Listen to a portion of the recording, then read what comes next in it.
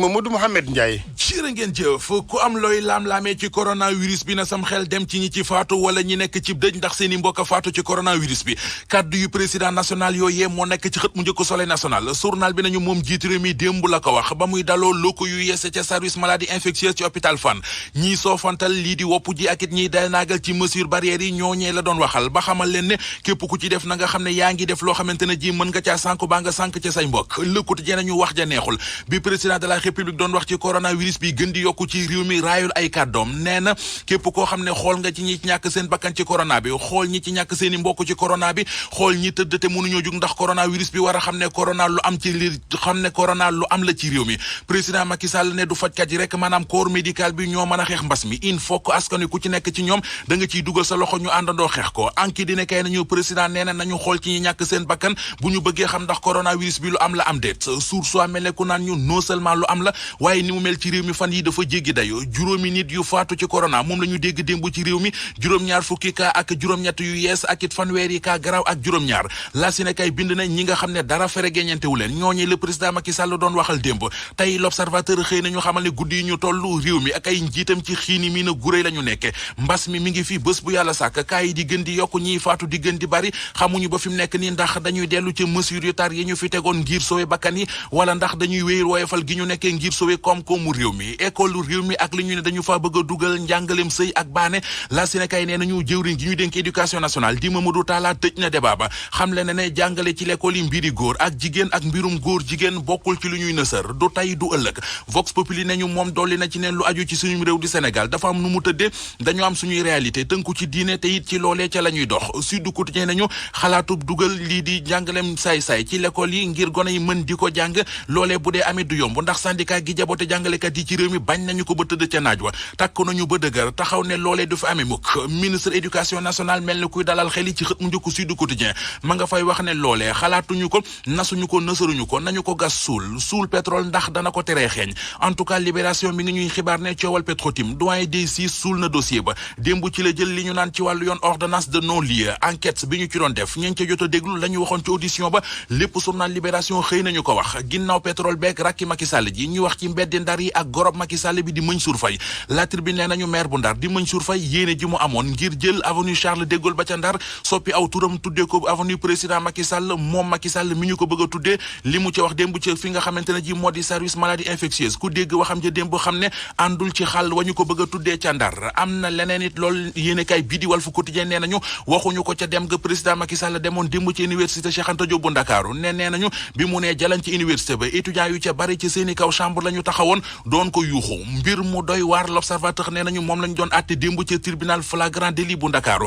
ñeenti élèves yu def classe terminale ñoo yore ay vidéo yoo xamante ne ji Kocc moo ko siiwaloon vidéo yooyu seen nas ndaw soo xam ne comptable la moo ko moom ca vidéo yooyu da caa sàgganu def ci jëf ju ñaaw gune yi jël vidéo yooyu wan ko ndaw si mu di comptable bi ba noppi jaare ca di ko rompatub xaalis ndaw si bi mu demee ba sonn ca santaas yéenekaay bi nee nañu ca la yóbbu yëf ca yoon fay jur lu bari terewul dinañu wéyal waxtaan yi ñoom yenn ci membre yu union routier yi Sénégal yenn ci tegoon loxo nag ba tey ñu ngi ci garda wi ca Tëngéej moom ñii di chauffeur yi camion yi ak apprenti ya lii di grève bi am na njeexite yu mitti ci ñoom liggéeykat yu poste ba tey seen mer giifagul bi yoon sax lanu bëgg mooy am ndaje seen digg ak njiitu réew mi président Sall ngir yeggee ko ñu ne jafe-jafe yi seen kër gi di poste moo warloon sax seen manifestation di sàkku fanweeri milliards yu état bi warloo ak kër gi police daal di leen di mujj fitnaal daal di leen coono ci boobu manifestation ñu ne ci coono ñeneen yenn gox ci kaw gi ci Sénégal fu ci mel ni waa Dinguiraye diwaanu Kolda juróom-ñaar fukk ak juróom ci village yi dëkkaan nga fa ci boobu commune waaye du courant ñu ne du yoon yu baax ca ñoom ci technique bi Abdoulaye Diop.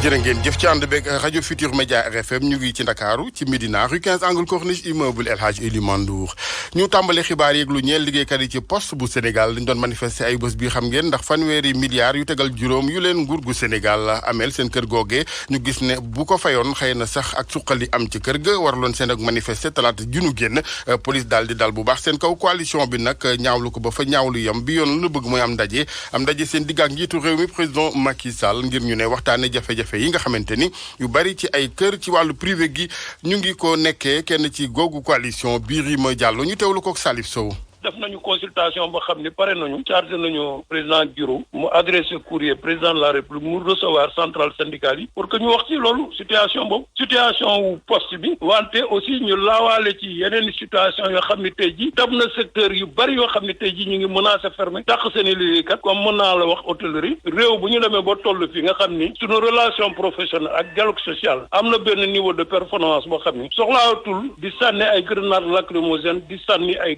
pères de famille ay responsables ay travailleurs responsables di ñaxtu simplement parce que seen boîte seen entreprise dafa nekk en situation boo xam ne bu ñu ci taxawul lay raam ca ñag ba la jëm avec une ardoise de 35 milliards ñu yore leen ko depuis 2017 ak léegi état moo ko yore ci affaire bourse sécurité familiale yi ñoom ñoo ko jël en charge di fay état war leen rembourser wul sans compter maintenant li ñuy wax la compensation sur le service public boobu ba léegi ñu ne entreprise bi dañ koy restructurer waaw d'accord nañu mais bu ñuy restructurer dañu ubbi waxtaan yaatal waxtaan bi ba travailleurs yi am ci baat ban ci wax seen i xalaat def nañ seen i mémorandum war ko mën a déposer pour que ñu mën a toog waxtaan ci loolu rek la mais waruñu dem di sànnante ay grenades lacrymogènes di ci gaañ ay pères de famille ay travailleurs qui sont responsables am patriotisme au même titre que le préfet le gouverneur ou le ministre donc yooyu daal ñun ñu ngi koy déplorer suñu état de relation professionnelle weesu na foofu Sénégal tey ji ñuy sànnante ay grenades. Birima Diallo ci turu waa poste grève beneen bu transporteurs yi bi la yoon am na ca nag ñu bokk ci union des routiers bu Sénégal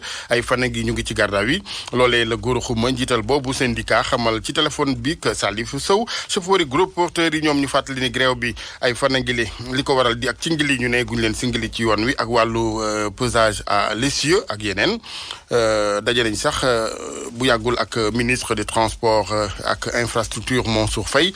jurul lu bari waaye dañuy wéyal waxtaan yi fileeg booba nag lu jëm ci wàllug grève bi ña ci faree ca Tëngéej ci ne ay camionneur ak ay apprenti bu nu sañoon mu jeex ndax njeexite yi nga xamante ni am na ko ak coono bu mu leen jural jamono yi Abdou Diouf Diagne. Sococim camion yu bëri gaare ci biir parking bi grève bi nga xam ne transporteurs yi dañu koy amal moo ko waral grève boobu commencé sax di am jeexantal ci apprenti yi ñu bëri ci ñoom tey ji dañuy am jafe-jafe ngir am lu ñu lekk chauffeur si leen daan jox ration jamono ji seen gafaka dafa rës bu ñu sukkandikoo ci Sidi di ab apprenti. ñu ñoo xam ne amuñu ration seen chauffeur joxuñu leen ration am ñoo xam ne ci ciment lañ yaakaar métti na trop waaw maa ngi gis ñuy leb ñuy ñaanaatu ñu fi dëkk ñu waa foog ñibbi seen dëkk grève bi arrêté wul dem na amatuñu lu ñu lekk tamit loolu dafa metti sañoon nag magi jàppale ñu si loolu sonn nañ trop waaye sonn nañ trop bu dul woon dimbal gi nga xam ne yenn apprenti yi moom la ñu saxoo lambaay dina gën a ñaaw bu ñu sukkandikoo ci naataangoom gi nga xam ne dafay nëbbu turam. fii apprenti am ñoo xam ñoom ñooy jàppalante seen biir bu kenn jeexalee sa morom apprenti nga gis même café sax gars yi ñoo leen koy paye fii nii grève bi dafa metti gis nga ko nii kay gars yi yëpp ngi nii di toog nii dong la ñuy def toog depuis kañ depuis jeudi ba léegi vendredi ñi ngi taxaw te xam nga vendredi sa patron bu daf joxee 5 000 chaque jour 1500 3 jours la day jeex bu jeexee gars yi koo wax danaa la li ma jàpp moom a jàpp ngay lijjanti di kolo gisoo nii ñëpp gars yi loolu la demee fii moom noonu la fa moom wax dëgg yàlla metti na moom barke Sëñ Tuubaa boo ko natt wees na ko ak jafe-jafe yooyu yëpp nga xam ne tey ji apprenti ñu ngi jànkonte ak moom ñoom ñi ñuy sàkku ci état bi ak syndicaliste yi ñu daal di toog waxtaan wut saafara ci jafe-jafe bii dafa metti dina état wax ñu liggéey état rek la ñuy dégluñu syndicat dégluñu kenn état dongu waaw signé tamponné kase loolu la ñuy wër mais ay wax ni moom taxuñoo pare moom ngir naka bañ ay yàq mbaa laalante daal di ciy am ay auto police naka la ñu gaare ci buntu usine bi nga xam ne dafay defar ciment ay nit tamit daal dina leen di teg loxo RFM Rufisque Abdou Diouf Diagne. jërëjëf Abdou ñu del si Ndakaaru université Cheikh Anta Diop ca faculté de médecine étudiant ya fa seen amical danoo lànk duggaat ca amphithéâtre ya lu may ñu ne kilifay Sénégal danoo daal di rawale bitim réew faj yi kenn ci seeni camarade am jàngoro juñ naan aplasie médullaire ci it daal di ko gàllankoor lool moo waral amical bi doxalee ni kon lànk nañu dellu ci amphithéâtre ya seen président Mohamed Kébé ñu teewlu ko Salif Sow. ñun fac médecine dafa am benn événement bu malheureux boo xamante ni moo dal suñ kaw mooy maanaam kenn si ñi nga xamante ni dañuy jàngandoor ak ñun feebar ñu war ko yóbbu France mu faju ndax li ko dal mënuñ ko faj fii si suñu réew coût traitement bi maanaam li mu war a fajoo ci ay koppar xaw a takku mu nekk ci 200 millions ak juróom-ñett fukk waaye léegi loolu bi mu amee ñun toog nañu ak autorités yi ñu waxtaan ak ñoom ñu wax leen daal ñoom nañ ñu jàppale ba kooku noonu mu mën a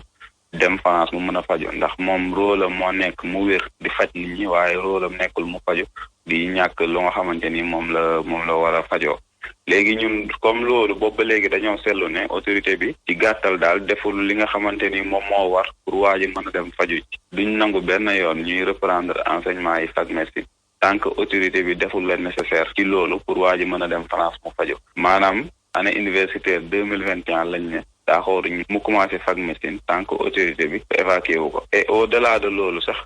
ñun dàquñ ñu utiliser yeneen méthode yoo xamante ni suñ ko defee yaakaar naa ni dinañ yegg foo xamante ni naam du doon lu ñu gënal mais dinañ jàpp ni lu nécessaire lay doon pour ñu mën a am génn ko ci revendication bi. étudiants yi feebar bëri nañ te au delà de l' étudiant sax bépp sénégalais boo xamante ni da nga feebar képp ku mu mën a doon nit ñi dañ laa war a dimbale taxawu la ba nga mën a faju.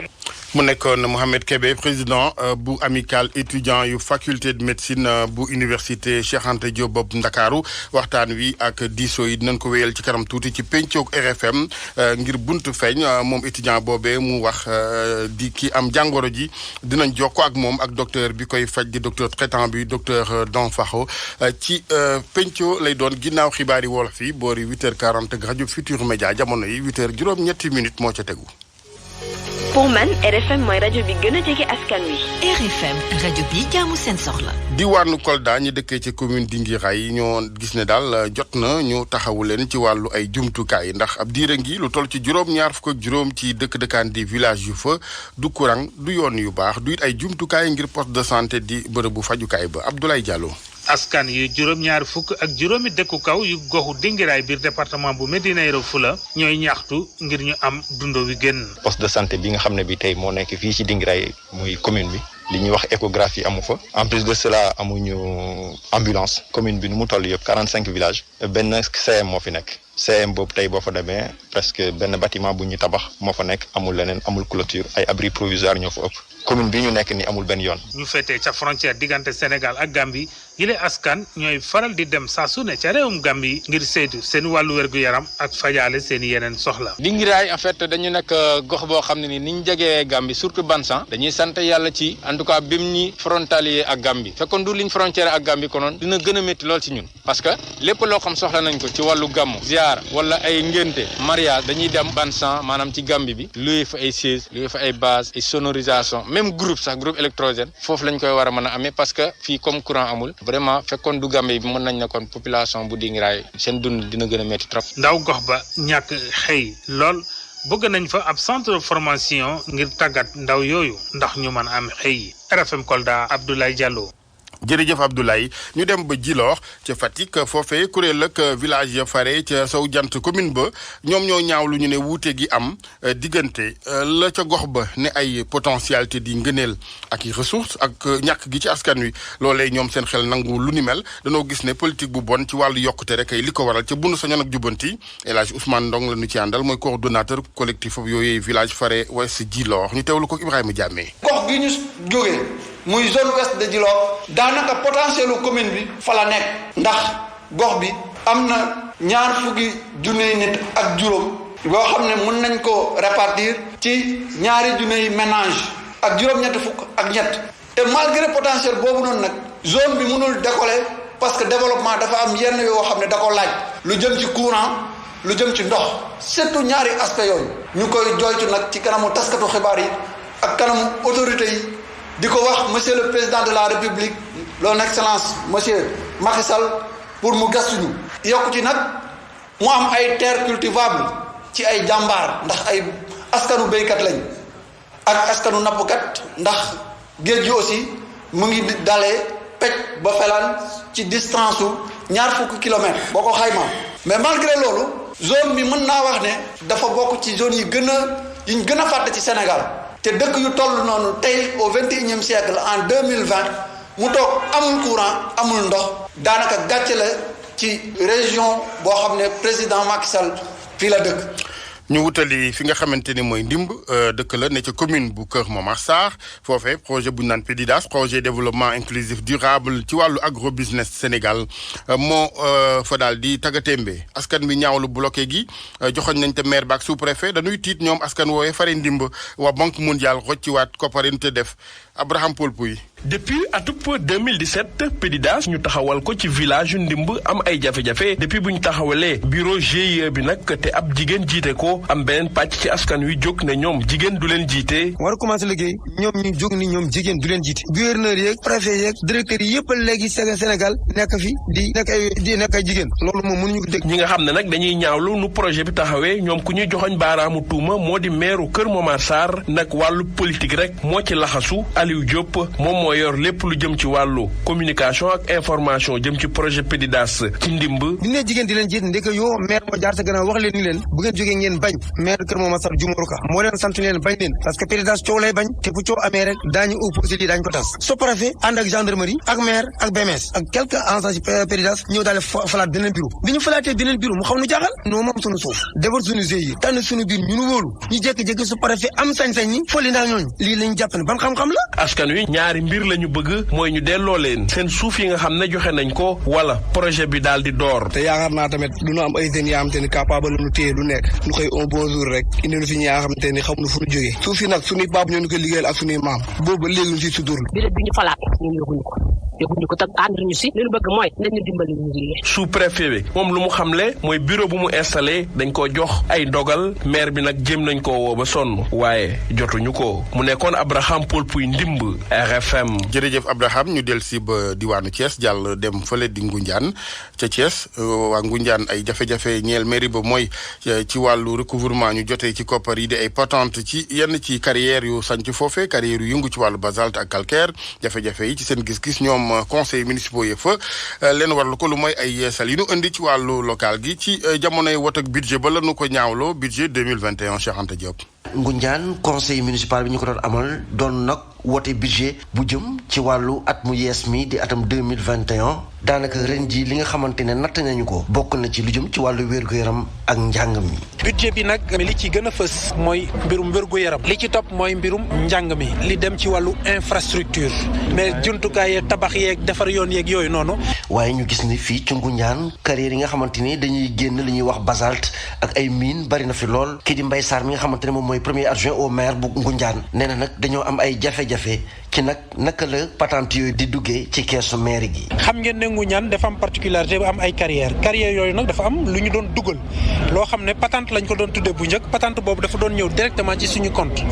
patente boobu nag ñi ko doon am ci communes yi ci Sénégal yëpp ñi ngi toll woon ci ay ñeent fukk ak yu tegal waaye état bi dafa ne li nekk ci suuf si Sénégal yëpp ko moom léegi Ngoundiane li muy am di ko jërëñoo dend ak Xombol wala dend ak Ndiayène Sirakh te war leen a mën a yóbbaale loolu dootuñ ko seetaan état bi neen léegi patente boobu ñu joon jël di ko jox communes yooyu directement dañ koy jël dajale ko ñun état buñ ko dajalee ñu séddale ko communes yëpp donte nag séddale bi communes yi nga xam ne ñoo abrité carrières yi ñoo ciy ëppale forcément wàññeeku day am ci liñ doon am wàññeeku boobu nag moo impacté ci suñu budget. commune Ngoundiane nag maire dëkk bi di Mbaye Dione nag moom jënd juróomi ambulance yu bees tàq ak benn corbillard ngir jagleel ko dëkkaan yi nga xamante ni mi ngi ci commune Ngoundiane RFM Thiès Cheikh Anta Diop. RFM Sport. sport geeg Cheikh Tidiane sëñ Cheikh ñu ngi lay ziar bu baax. ñu ngi lay fay El Hadj Assane. bismillah. wàllu football la ñu koy daal di door rek lii di championnat bi danañ ko daal di door niki weekend bi nii di daal di ñëw waaye la ko jiitu ligue sénégalaise bu football professionnel am na yenn ci ay dogal yi nga xamante ne jël na ko ngir mën a xeex li nga xamante ne daal moo di mbas mi ba pare wéyal seen tàggat yaram ci anam yi nga xamante ne noonu lañ ko daal di bëggee ñoom nag nee nañu match yi nañ ko amal ci ab huis clos maanaam kenn du ko teewee am itam yeneen i dogal yi nga xamante ne daal jël nañ ko ñoom nag ñu doon amal démb benn waxtaan seen biir ci arène nationale ñu ànd seeg fexe ba championnat football bi daal di tàmbali waat ci jamonoy mbas mi ñi yore nag ligue pro bi daal di ni mën naa ne te jëlees na ci nag ay matuwaay lu ci demee ni ki stade yi public bi nag dañ leen di aaya ñu daal di siy dugg mu am nag protocole sanitaire ak organisationnel boo xamante ne nii ci la ñëpp nag war a daal di tënku Pape Momar Lo moom nag ci commission prévention Covid bu ligue pro la daal di bokk. képp kuy dugg ci stade bi balaa dara di xew fi di nga raxasoo di nga xool sa température di nga def gel et cetera toogay sa gradé bi aussi nit ñi dañuy toog respecter distance 1 mètre minimum ba pare takk masque dafa obligatoire banc de touche yi ñi fay autorisé ñoo fay toog jour yi te loolu aussi obligation la ku ci nekk takk sa masque ba pare respecter distance 1 mètre 6 ramasseurs kese ñoom ñooy nekk ci biir main courante bi minimum dina am fukki bal te bal bu nekk balaa ñuy tàmbale match bi di ngeen ko désinfecté su ñëwee mi-temps bi aussi ñu jëlaat même le dispositif bi raxasaat bal yi. waa Ligue pro ni daanu fexe nag ba kenn du ni football bi moo tax nag mbas mi di wéy di law ndax juróom-ñeent fukk rek ci ay nit lanu may nag ngir ñu daal di dugg ci stade yi ñu bëgg nag acteurs yëpp daal di sàmmonte ak digle yu nu mel. li gën a solo mooy la responsabilité individuelle et collective ba nga xam ne protocole bi ñu teg ku ci nekk respecté ko ñu football ci jàmm ñibbi ci jàmm. ci dispositif yi ñu daal di jël lépp lu ci doon ay faay ñu ne nag daanu ko bind club yi nga xamante ni ñoo tax nag ba mbir mu sookee daañu teg ay daan seen kaw. li nga xam ne moom mooy protocole sanitaire bi fédération initié ku ko respecté wul am na ay daan yu dal sa kaw ay daan parce que loolu aussi il faut ñu encadrer ko mënuñu ne wax nit ñi ne am na protocole léegi acca ne dem leen ku ci nekk waaye nu ko neex la koy doxalee nu ko neex la koy defee te loolu aussi du responsabilité. lu jëm nag ci jumtuwaay yi ñuy soxla ak koppar yi koy jënd ngir protocole sanitaire bi ñu matale ko nag ci stade yi loolee ci club yi nag lay aju ngir ñu daal di siy dox Ndongaka Pikine rajo Futur Média. Ndongaka njiitu ligue sénégalaise bu football professionnel di Sayer Seck ni tey jii si suba gi dana amal lii di conférence de presse ce siège bu ligue professionnelle nekk fii nii ci Ouest Foire ñu dal di waxtaanee wàllu football ba tey ak jongante xarito bi nga xamante ni Sénégal seq nag ak Algérie ci lu jëm ci équipe nationale cadette yi Sénégal nag ñi ki démb si seen ñaareelu jongante bi ñu doon amal seen diggante ak waa Algérie googule ca Alger dañ see dal di am ndam ñetti bal ci benn ni ki dimanche gi wees woon amoon nañu geneen jongante xarito bu njëkk seen digg Sénégal amoon ci ndam itam benn bal ci dara ñaari sélection yi nag di waajal tournoi qualificatif lii di prochaine coupe d'Afrique des nations ñu jagleel ko moins de 17 ans yi Mbaye Lay di doomu Sénégal nekk ca Belgique moom nag dina xaatim ak contrat diggantam ak Standard de Liège bi équipe bu première division foofule ca Belgique moom nag dana fa daal di wutu Philippe Montagnier mi nga xamante ni dañ ko daal di tekkil li nga xamante ni moo di nombal tànkam moom nag Mbaye Lay moom jot naa football ci équipe boobule sax di Standard bu Liège ci atum 2010 ak atum 2012 laata loolu sax moom nekkoon ab consultant ci benn chaîne de télé foofule moom nag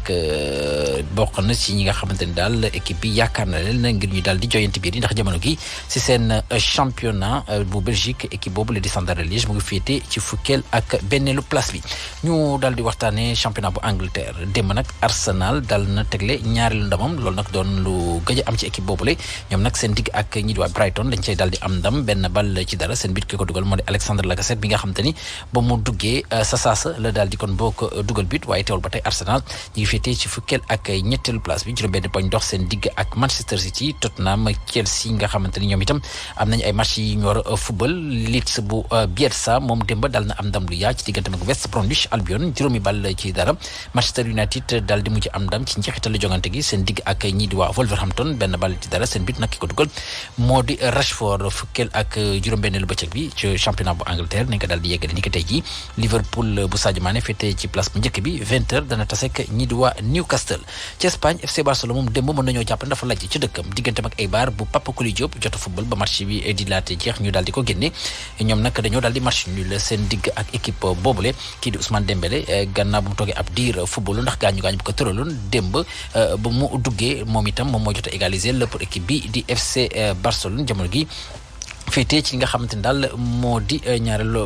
place ci championnat bi foofu la wala bokk féetee kon bokk ci ñetteelu place bi jàppale ni nag ci lu des ci wàllu jongante ni ki tey jii ci bu 18h15 jotee ka féetee ci place bu njëkk bi moo di Atlético Madrid dana tase ak ñi di waa Getafe Real Madrid moom moo féetee ci ñaari place bi tolloo ki poñ ak Atlético Madrid Gol Verage daal dox seen diggante ñoom itam tey jii ci bu 20h30 jotee seen digg ak ñi di waa Elche lay daal di doon kon bokk Alaaji Asan lii moo fi gënoon a fas ci xibaaru tàggat yaram. jërëjëf Cheikh Tidiane. RFM rajo askan wi. ñu ànd ak Hadj Ndate Diop ci chronique culture bi. dal leen ak jàmm. tey jii assemblée nationale ñu fay amal ci wote plénière loi bi jëm ci wàllu statut de l'artiste et des professionnels de la culture loi boobu sax moom mooy may ñi di artistes yi ak professionnels yi nga xam ne ñoom ñoo yëngutu ci wàllu aada ak cosaan ñu mën a gis seen bopp ci bénéfice ak avantage yi nga xam ni code du travail mi ngi leen koy jagleel jëm ci seen wàllu yëngu-yëngu waaye tamit ngir aar leen ci wàllu risque wala sax ci seen wér-gi-yaram mbir mi di amee kon tey ca pencum ndaw réew mi. may acteurs culturels yi ñu dooraat seenub liggéey ak fexe ba xool plan bi nga xam ni ci la ñuy mën a suqali boobu secteur présidence de la république dina ci dugal loxoom mu di ab assurance boo xam ne ni Mahmoud Saleh ministre directeur de cabinet bu njiitu réew mi moom moo ko xamle moom mu doon dalal démb ab délégation bu CAM di coalition des acteurs de la musique ak seeni alliés ci lu jëm nag ci artistes yi dooraat seenub liggéey ci lu méngoo ak lii di protocole sanitaire bi nga xam ni moom lañ leen di jébbal gouverneur sàkku na ci artistes yi ñu jébbal ab liste bërëb yooyu nga xam ni ci la ñuy amal seen yëngu-yëngu te yi nga xam ni